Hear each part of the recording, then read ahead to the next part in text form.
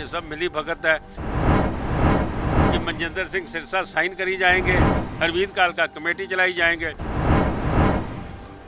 जो भी प्रधान बनता है वो इस्तीफा क्यों देता है? आपके ऊपर भी भ्रष्टाचार के आरोप लगे, उन्होंने भी इस्तीफा दे दिया, वो पार्टी ने उन्होंने पार्टी बदल ली। क्या वजह क्या मानते हैं आप? उन पे कोई आरोप लगे थे पहले ये बताइए आप? मेरे पे भ्रष्टाचार के लगे, सरसा साहब पे क्या लगे? मेरे पे भ्रष्टाचार के आरोप लगे, मैंने छोड़ दिए। आप सरसा साहब के ऊपर नहीं बोलते कि उस पे एफआईआर हुई है, लेकिन उसके ऊपर एफआईआर भी हुई है, चोरी उसके ऊपर साबित होने को थी, वो अंदर जाने को थे, इसलिए वो वहां पे गए हैं। किसानों को भी धोखा दिया, पंथ को भी धोखा दिया, गुरु ग्रंथ को भी धोखा दिया, संगत को भी धोखा दिया, कमेटी को, स्टाफ को, अपने मेंबरों को धोखा दिया। लेकिन आपके बारे में तो जीके साहब ये कहा जाता है कि आप बीजेपी की बी टीम की तरह रूप में काम करते थे, जाना आपको था बीजेपी में, लेकिन चले गए मनजिंदर सिंह सिरसा। ऐसे तो बड़ी बातें कही जाती थी मेरे बारे में, वो फिर मैं क्यों नहीं चले गया? आज गया कौन है? आप देख रहे हैं Navodaya times Punjab Kesari TV. Delhi Sikh Gurdwara management committee के अध्यक्ष मनजिंदर सिंह सिरसा ने प्रधानगी से अपना इस्तीफा दे दिया है, उसके बाद वो बीजेपी में शामिल हो गए हैं। लेकिन अब दिल्ली सिख गुरुद्वारा मैनेजमेंट कमेटी का प्रधान कौन होगा अभी ये साफ नहीं है। लेकिन इस पर बातचीत करने के लिए हमारे साथ पूर्व प्रधान मनजीत सिंह जी के और जागो पार्टी के अध्यक्ष मनजीत सिंह जी के जी हैं। जी के साहब, कैसे देख रहे हो अभी कमेटी के जो प्रधान थे मनजिंदर सिंह सिरसा, उन्होंने इस्तीफा दे दिया है, अब प्रधान कौन होगा, लीगल क्या है? जो दिल्ली सिख गुरुद्वारा एक्ट 1971 है वो बड़ा क्लीयर डिफाइन करता है कि भाई जदों प्रधान चले जाए तो सीनियर वाइस प्रेजिडेंट चार्ज लेंदा है, और जो सीनियर वाइस प्रेजिडेंट ना होवे तो फिर वाइस प्रेजिडेंट लेंदा है। वाइस प्रेजिडेंट ਜਿਹੜਾ ਕੁਲਵੰਤ ਸਿੰਘ ਬਾਠ ਹੈ, ਬੀਬੀ ਰਣਜੀਤ ਕੌਰ ਜਿਹੜੀ ਸੀਨੀਅਰ ਵਾਈਸ ਪ੍ਰੈਜ਼ੀਡੈਂਟ ਸੀ, ਉਸਨੂੰ ਕੋਰਟ ਨੇ ਉਹਦੀ ਮੈਂਬਰੀ ਖਾਰਜ ਕਰਤੀ ਸੀ। ਮਨਜਿੰਦਰ ਸਿਰਸਾ ਅਸਤੀਫਾ ਦੇ ਗਿਆ ਤੇ ਹੁਣ ਸਿੱਧੇ ਤੌਰ ਦੇ ਉੱਤੇ ਮੈਂ ਸਮਝਦਾ ਵਾਂ ਕਿ ਇਹ ਕੁਲਵੰਤ ਸਿੰਘ ਬਾਠ ਜਿਹੜੇ ਨੇ ਉਹ ਲੀਗਲੀ ਪ੍ਰਧਾਨ ਨੇ, ਐਕਟ ਡਿਫਾਈਨ ਕਰਦਾ ਹੈ। ਮੈਂ ਅੱਜ ਪ੍ਰੈਸ ਕਾਨਫਰੰਸ ਸੁਣ ਰਿਹਾ ਸੀਗਾ ਹਰਮੀਤ ਸਿੰਘ ਕਾਲਕਾ ਹੋਰਾਂ ਦੀ, ਜੋ ਤੱਥ ਦੇ ਰਹੇ ਨੇ ਉਹ ਤੱਥ ਜਿਹੜੇ ਨੇ ਐਕਟ ਦੇ ਹਿਸਾਬ ਨਾਲ ਕਮੇਟੀ ਚੱਲਣੀ ਹੈ, ਹਰਮੀਤ ਸਿੰਘ ਕਾਲਕਾ ਦੇ ਤੱਥਾਂ ਦੇ ਹਿਸਾਬ ਨਾਲ कमेटी नहीं चलनी। लेकिन इस्तीफा देने के बाद उसकी मंजूरी कौन करता है? सरकार करती है, डायरेक्टर गुरुद्वारा करता है, या जो जर्नल इजलास होता है, मतलब जो एक बैठक होती है उसके द्वारा होता है? ਇਹ ਜਦੋਂ ਕੋਈ ਅਸਤੀਫਾ ਦੇ ਦੇਵੇ ਉਦੋਂ ਐਗਜ਼ੈਕਟਿਵ 'ਚ ਪਾਸ ਕੀਤਾ ਜਾਂਦਾ। ਐਗਜ਼ੈਕਟਿਵ ਪਾਸ ਕਰਨ ਤੋਂ ਬਾਅਦ ਜਨਰਲ ਹਾਊਸ ਵੀ ਉਸ ਨੂੰ ਪਾਸ ਕਰ ਸਕਦਾ।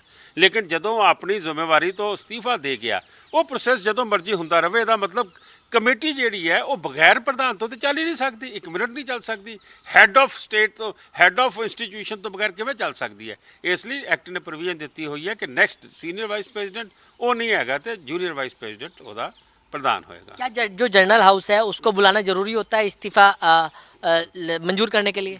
हाँ, इसको बुलाना ज़रूरी हो, इन्हू बुलाना ज़रूरी होंदा है जनरल हाउस ਨੂੰ ਕਿ ਉਹਦੇ 'ਚ ਉਹਦਾ ਐਕਸੈप्ट ਕਰ ਦਿਓ, ਕਿਉਂਕਿ ਤੁਸੀਂ एग्जैक्टिव भी कर सकते हो, लेकिन जनरल हाउस सब तो पावरफुल होंदा, ਉਹਦੇ ਬਾਅਦ ਇਹ काम ख़त्म हो जाता है। लेकिन ये बताइए, अब हमारे दर्शक ये भी जानना चाहते हैं कि अब जिस तरीके से सारी गतिविधियाँ चल रही हैं, अभी थोड़ी देर पहले हमने जो मौजूदा महासचिव हैं और शिरोमणि अकाली दल बादल दिल्ली इकाई के अध्यक्ष भी हैं हरमीत सिंह कालका, उनसे बात की है, तो वो कह रहे हैं कि जो महासचिव जो महासचिव की भूमिका वो निभाने वाले हैं, और अगर कहीं ना कहीं ज़रूरत पड़ेगी तो मनजिंदर सिंह सिरसा साइंस उनके चल सकते हैं। तो यही तो मैं कह रहा हूँ कि सब मिली भगत है कि मनजिंदर सिंह सिरसा साइन करी जाएंगे, हरमीत कालका कमेटी चलाई जाएंगे। इस्तीफ़ा किसने दिया? मैं समझता हूँ कि ये सारा कुछ जो है एक बहुत बड़ा एक नाटक रचा जा रहा है, नाटक खेला जा रहा है, ये उसका नतीजा है। अच्छा, एक चीज़ ये भी है कि जो दिल्ली सिख गुरुद्वारा मैनेजमेंट कमेटी को लेकर जो भी प्रधान बनता है वो इस्तीफा क्यों देता है? आप भी शिरोमणि अकाली दल बादल दिल्ली इकाई की तरफ से अध्यक्ष बने, 6 साल आप भी प्रधान रहे, आपने भी इस्तीफा दे दिया, आपके ऊपर भी भ्रष्टाचार के आरोप लगे, उन्होंने भी इस्तीफा दे दिया, वो पार्टी ने उन्होंने पार्टी बदल ली। क्या वजह क्या मानते हैं आप? उन पे कोई आरोप लगे थे पहले ये बताएं आप? मेरे पे भ्रष्टाचार के लगे, सरसा साहब पे क्या लगे थे बताएं आप? इल्ज़ाम लगे? नहीं, ये है क्या, मतलब ये क्या है? उन पे भ्रष्टाचार के इल्ज़ाम लगे कि नहीं लगे आप बताएं? वो जिस तरीके से अभी आपकी तरफ से कई सारी जो गतिविधियां हुई, सरसा साहब पे एफआईआर हुई ना, ये बात क्यों नहीं बोलते आप? मेरे पे भ्रष्टाचार के आरोप लगे, मैंने छोड़ दिए। आप सरसा साहब के ऊपर नहीं बोलते कि उस पर एफआईआर हुई है, लेकिन उसके ऊपर एफआईआर भी हुई है, चोरी उसके ऊपर साबित होने को थी, वो अंदर जाने को थे, इसलिए वो वहाँ पे गए हैं। मनजीत सिंह ने अपनी ज़मीर की आवाज़ सुन के इस्तीफ़ा दिया था। सरसा साहब ने तो तब इस्तीफ़ा दिया जब उसको समझ आ गया कि मेरा अगला प्रधान बनने का मैं काबिल नहीं हूँ, मैं छलांग मार के कहीं और चले जाऊँ, बीजेपी का लड़ पकड़ के मैं अपनी राजनीति को फिर खड़ा कर लूँ। किसानों को भी धोखा दिया, पंथ को भी धोखा दिया, गुरु ग्रंथ को भी धोखा दिया, संगत को भी धोखा दिया, कमेटी को, स्टाफ को, अपने मेंबरों को धोखा दिया। लेकिन आपके बारे में तो जीके साहब ये कहा जाता है कि आप बीजेपी की बी टीम की तरह रूप में काम करते थे, जाना आपको था बीजेपी में, लेकिन चले गए मनजिंदर सिंह सिरसा। वैसे तो बड़ी बातें कही जाती थी मेरे बारे में, वो फिर मैं क्यों नहीं चले गया? आज गया कौन है? आप आज भी जब इंटरव्यू ले रहे हैं, आप आज भी यही बात करते हो कि सरसा साहब जो है उन्होंने जो किया वो ठीक किया होगा, मनजीत सिंह ने गलत किया होगा। मैं ये समझता हूँ मैंने ये नहीं कहा सर। मैं ये समझता हूँ कि मनजिंदर सिंह सरसा ज्वाइन करे हैं बीजेपी, मनजीत सिंह नहीं करा।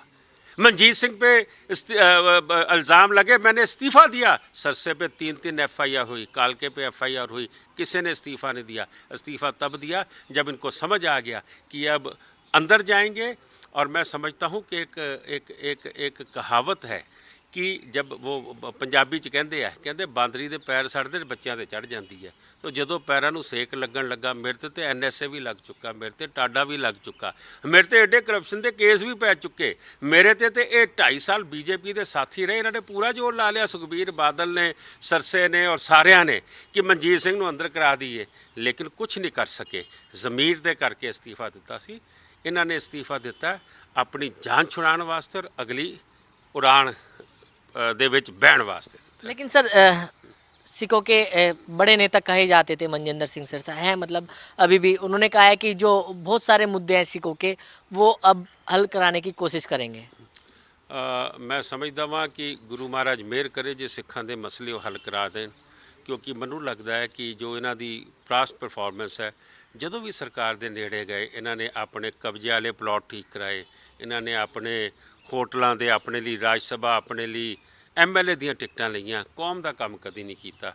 ਜੇ ਸਰਸਾ ਸਾਹਿਬ ਹੁਣ ਕਹਿ ਰਹੇ ਨੇ, हो सकता किते उन्होंने मत आई होवे तो ज़रूर ये काम कराउण। अच्छा सर, आज जिस तरीके से श्री अकाल तख्त साहिब के जत्थेदार का बयान सामने आया, उन्होंने कहा है कि वो दिल्ली के सिख इसके पीछे जिम्मेदार हैं, और साथ ही साथ उन्होंने कहा है कि मनजिंदर सिंह सिरसा के सामने 2 ही विकल्प थे, एक तो या तो बीजेपी में शामिल हो जाएं या फिर जेल में चले जाएं, लेकिन वो बीजेपी में शामिल हो गए हैं।